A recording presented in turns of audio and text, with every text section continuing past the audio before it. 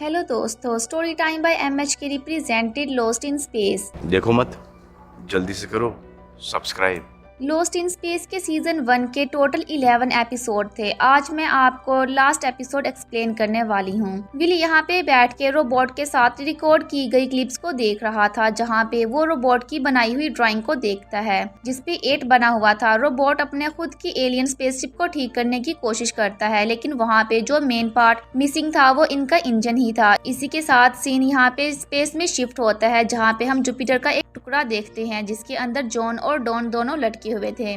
ये दोनों जिंदा थे लेकिन सेफ बिल्कुल भी नहीं थे। स्पेस के अंदर ऑक्सीजन नहीं होने की वजह से इनके सूट में जिंदा रहने के लिए कुछ कम टाइम के लिए ही ऑक्सीजन थी। अगर इन दोनों तक कोई मदद नहीं पहुंचती तो ये दोनों स्पेस में ही मर जाएंगे। मार्कोड के जरिए ये लोग बात कर सकते थे। यहाँ पे पीनी और विल ऊपर की तरफ देख रहे थे कि इस वक्त डॉन और जॉन कहाँ पे हो सकते हैं, और वो ये बात जल्द ही अपनी मदर यानी कि मॉरिन को भी बताना चाहते थे। ये लोग जब ऊपर की तरफ देखते हैं तो ऊपर यहाँ से जुपिटर टेक ऑफ करते हुए इन्हें दिखाई देते हैं। असल के अंदर वो जुपिटर जो कि बायोवेस्ट की मदद से फ्यूल को तैयार कर चुका था और रेजुलेट की तरफ जाने लगा था, लेकिन उनमें से एक जुपिटर के अंदर इन दोनों को यानी पीनी और विल को भी जाना था, लेकिन ये दोनों नीचे उतर के आ गए। जॉन को मास्कोट नहीं आता था, इसी वजह से वो मैसेंजर से कोई मैसेज नहीं भेज पा रहा था। यहाँ पे मॉरिन की एंट्री होती है जूरी के साथ में, लेकिन साथ ही साथ जून भी निकल के आती है और पीछे से रोबोट भी निकल के आता है। विल यहाँ पे आते ही मॉरिन को डैड के बारे में बताना चाहता था, लेकिन पीनी उससे रोकती है और उसी टाइम पे विल रोबोट को देखते ही कहता है कि इसे पकड़ लो और जून को दूर कर दो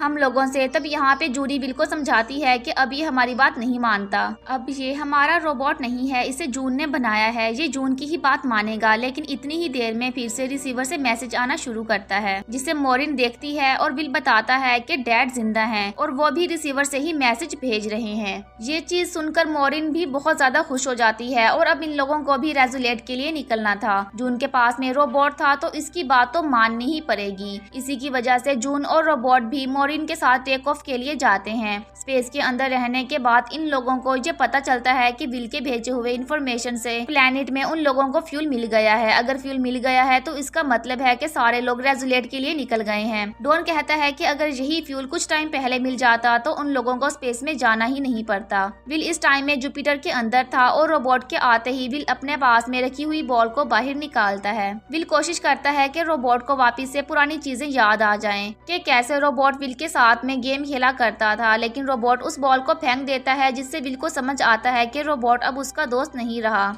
यहाँ पीनी भी आके विल को अपने साथ ले जाती है, लेकिन इन लोगों को डैड को भी ढूंढना था। रेजुलेट यहाँ से कुछ ही देर में चला जाएगा, उससे पहले ही इन्हें डैड को भी रेस्क्यू करना है और वापस से रेजुलेट तक भी पहुँचना है। उसी टाइम पे जुपिटर को बहुत जोर से झटका लगता है। असल में इस प्लेनेट का सर्कल अब धीरे धीरे खत्म होने लगा था, इसी वजह से वोल्केनो होल भी एक्टिव होने लगे थे। उसी मोमेंट पे सभी लोग अपनी अपनी जगह पे बैठ जाते हैं और मॉरिन टेक ऑफ के लिए तैयार हो जाती है। कुछ ही देर में ये जुपिटर भी इस प्लेनेट के ऑर्बिट से बाहर आ जाता है। सारी चीजें वापस से स्टेबल हो जाती हैं, लेकिन मॉरिन को तब ये बात पता चलती है कि ये लोग किसी मुसीबत में हैं जब जून अपना हेलमेट गिराती है। ग्रेविटी नहीं होने की वजह से हेलमेट को उड़ना चाहिए था, लेकिन हेलमेट नहीं उड़ता। इसका मतलब है कि इनके स्पेसशिप में आखिर ग्रेविटी कहाँ से आई। तब हमें पता चलता है कि वो इंजन चैरिट के नीचे लगा हुआ था, इसी वजह से स्पेसशिप के अंदर ग्रेविटी भी थी। मॉरिन यहाँ पे स्पेसशिप के उस प्रोग्राम को एक्टिव करती है जिससे कि वो आसपास के किसी भी चीज को या किसी भी गन मशीन को पकड़ सके। तभी वहाँ पे फ्यूल टैंक भी अपनी वार्निंग देता है कि फ्यूल काफी कम है। जून को पता चलता है कि फ्यूल इतना ही है जिससे कि ये रेजुलेट में पहुंच सके,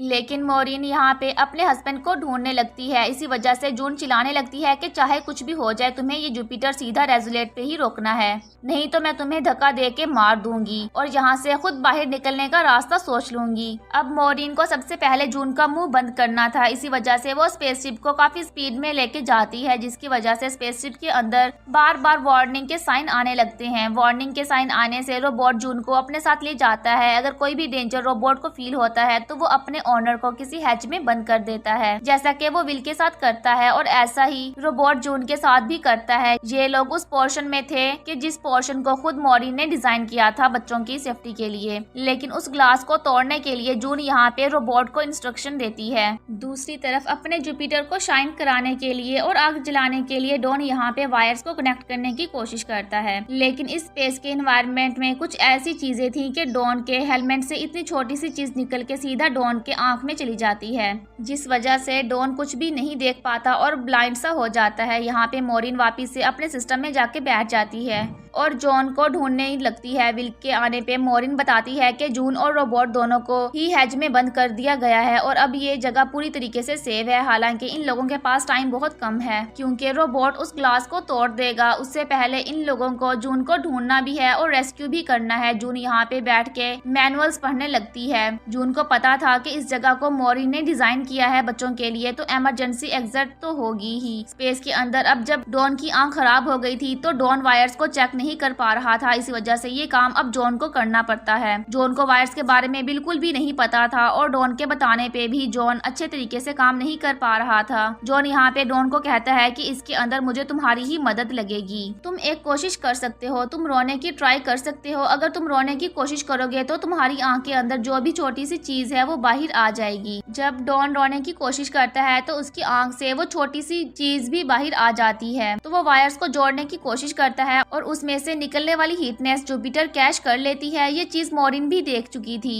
और अपनी आंखों से वो जुपिटर का टूटा हुआ हिस्सा देख पा रही थी। ये लोग जल्दी से हेडफोन्स को भी रेडी करते हैं ताकि हेडफोन की मदद से जॉन और डॉन दोनों वापस जुपिटर में चढ़ सके। मॉरिन बस हर चीज को लॉन्च करके वहाँ से भाग जाती है, क्योंकि इस टाइम तक जून रोबोट के साथ बाहर आ चुकी थी और वो रोबोट के जरिए इन सब लोगों को मरवा भी सकती थी। जून बाहर आते ही रोबोट को इंस्ट्रक्शन देती है कि इन सब लोगों को मार डालो। मॉरिन बच्चों के साथ इनके बेसमेंट में भागती है और हार्टफोन को तो अब लॉन्च कर ही दिया था, लेकिन हार्टफोन उस जुपिटर तक पहुंच ही नहीं पाया, जिससे कि डॉन और जॉन उस जुपिटर तक पहुंच पाए। और ये चीज मॉरिन को भी नहीं पता थी। मॉरिन यहाँ पे बच्चों को चैरिट के अंदर बैठने को कहती है। पीनी और जूरी तो चैरिट में बैठ जाती हैं, लेकिन विल बाहर रह जाता है और कहता है कि मैं खुद इस रोबोट से बात करूंगा। अब जब रोबोट विल के सामने खड़ा था तो विल उसे समझाने की कोशिश करता है कि तुम मेरे दोस्त हो, तुम इन्हें कुछ भी नहीं करोगे, हम सब एक फैमिली थे। लेकिन रोबोट की सारी मेमोरी रेज हो चुकी थी और वो विल की बात बिल्कुल भी नहीं सुनता। रोबोट विल पे अटैक करने ही वाला था कि इतनी देर के अंदर मॉरी ने उस चीज को एक्टिवेट कर दिया था जिस मशीन के ऊपर बैठ के विल एक बार उड़ रहा था और उसकी बार बार टक्कर लगने से रोबोट काफी दूर जाके गिरता है। मॉरिन उस स्पेस को ओपन कर देती है जिससे रोबोट उस स्पेस में गिर जाए। वो विल को एक नॉट से बांध देती है और खुद भी एक चीज को पकड़ लेती है। जैसे ही डोर ओपन होता है तो काफी सारी चीजें स्पेस में जाने लगती हैं। तभी एक बड़ा सा बॉक्स आके सीधा रोबोट से टकराता है और रोबोट स्पेस में चला जाता है। मॉरिन उस दरवाजे को बंद करने ही वाली थी, लेकिन उसका पुराना रोबोट और उसके साथ एक और रोबोट ऊपर आता है। इन दोनों के फेस रेड हुए थे। इन दोनों को ही अपना इंजन चाहिए था। चैरिट के ऊपर इशारा करते हुए दूसरा रोबोट उस पे अटैक करता है और उसमें से इंजन बाहर निकल जाता है। इंजन लेने के बाद वो रोबोट विल को मारने ही वाला था, लेकिन तभी पुराने रोबोट के अंदर फ्रेंडशिप वापस जाग जाती है और वो रोबोट अपने साथी रोबोट पे अटैक कर देता है। रोबोट विल की जान बचाने के लिए अपने साथी रोबोट को लेकर स्पेस में ही जंप कर जाता है। दूसरी तरफ जॉन, जिसने हार्टफोन को पकड़ लिया था, सीधा स्पेस में दाखिल होता है, यानी कि एक दफा फिर से जॉन और डॉन जिंदा बच गए थे। मॉरिन जॉन को देखकर बहुत खुश थी। जॉन कहता है कि अगर दूसरी दफा हार्टफोन को शूट ना किया जाता तो शायद ये लोग कभी जिंदा बच ही ना पाते। मॉरिन को पता था कि दूसरी दफा हार्टफोन को शूट उसने नहीं किया, मतलब कि दूसरी दफा जॉन ने हार्टफोन को शूट किया है। जून को इस वक्त भी हैच में बंद किया हुआ था। मॉरिन आके जून से पूछती है कि तुमने ऐसी मदद क्यों की। असल में जून को पता था कि अगर ये सारे लोग मारे गए तो जून भी सही तरह से रेजुलेट में नहीं पहुंच पाएगी। खुद की मदद के लिए ही उसने जॉन को बचाया था। तब वो मॉरिन को कहती है कि मेरा सिर्फ नेचर ही ऐसा है, तुम लोग मुझे जान ही नहीं पाए, मैं तो बस तुम सबकी मदद ही करना चाहती हूँ। तब मॉरिन कहती है कि तुम जो कुछ मर्जी कह लो, हम अब तुम्हारी बातों में नहीं आएंगे। यहाँ सब लोग बैठे आइडिया लगा रहे थे कि रेजुलेट तो यहाँ से जा चुका है, अब इन्हें क्या करना होगा। इन लोगों के पास फ्यूल भी नहीं है। तभी इन लोगों के पास एक ब्रॉडकास्ट होता है। ब्रॉडकास्ट पे आता है कि विक्टर अभी भी रेजुलेट को लेकर कहीं नहीं गया है, बल्कि अभी भी वो इन लोगों के जुपिटर का वेट कर रहा था। रेजुलेट इन सभी लोगों को लेने के लिए यहाँ तक पहुँच रहा है। सभी लोग बहुत ज्यादा खुश हो जाते हैं और अपने सामने रेजुलेट को आता हुआ देखते हैं। यहाँ जुपिटर ने भी रेजुलेट को देख लिया था,